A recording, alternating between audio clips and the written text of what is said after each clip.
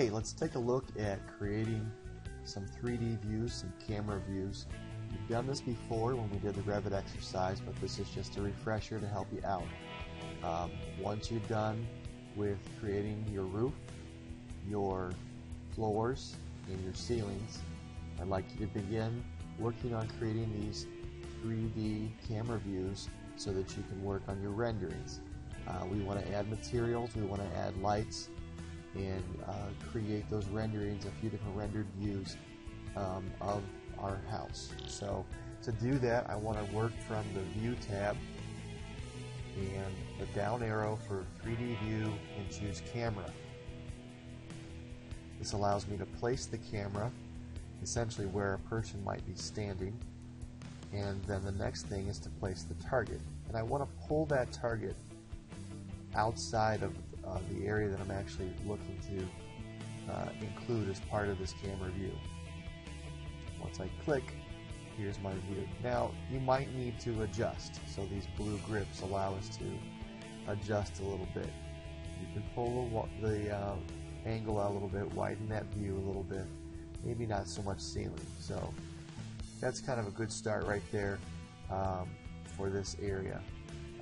Again, we want to have some more furniture in here, but this kind of creates that initial view for us to work from. If you don't remember, the little teapot down here was the icon to show the render dialog. And here's the rendered menu. Don't forget, to start, we use draft. We don't bother to increase the quality setting until we feel much better about where we're at with it. I have always said that it's probably easiest to do some interior views, artificial only, but we do need some lights, so you'll want to add some lights before you begin to do that. Just to see what it looks like with no lights and just sun only, you can try this and let it render. It might take a minute or so, but let's see how this looks when it's all done.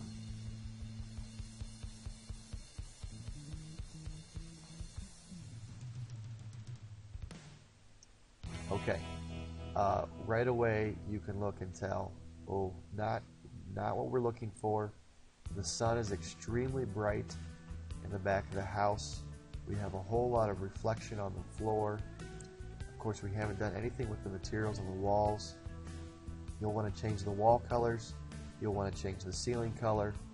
Don't forget to duplicate your materials so that you're not making changes to the original, but duplicate materials. And again, I believe it's easier to do an artificial only, so you can change this to artificial only, but of course we'll need to add a lot of lights in the house. So hopefully you remember how to do that. I mentioned earlier in the ceiling plan that we could look at a 3D view, we can hide the roof, and we can look straight down on top and change to wireframe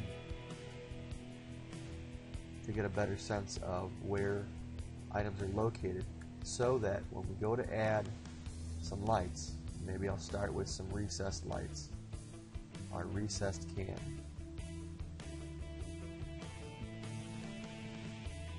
There it is, downlight recessed cam. I'm going to use a 6-inch 120.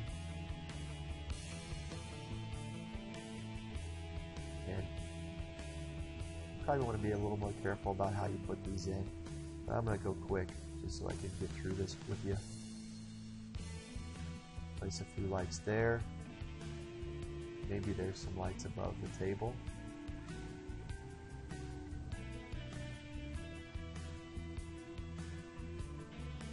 And we'll throw some lights over here.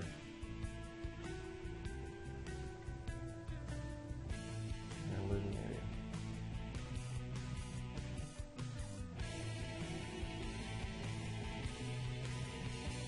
Again, I know that these aren't all that accurate as far as the spacing goes. I'm just trying to get them in there quickly to show you what this can do.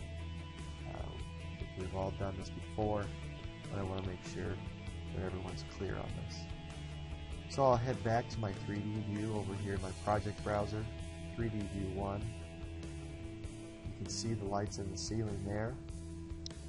And I'll try rendering this time artificial only.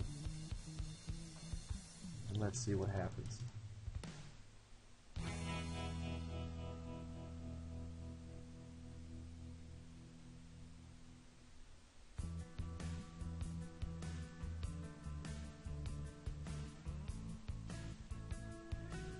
Okay, a little better. Definitely have light inside the house over the table. Obviously, I think if we got some furniture in here, we'd start to get a nice ceiling. Change the wall colors, change the ceiling colors, and we start to get a little better sense of what this room might look like. So, again, if you get done with all walls, doors, windows, permanent fixtures, and then adding your furniture and creating your roof, creating your floors, creating your ceilings, begin to focus on creating a few different renderings inside your house, adding lights, changing the materials, and save some of those, if you could save some of the better views and better renderings back to your project, and then we'll take a look at them all when I get back. This concludes our last video for creating renderings, and I wish you the best.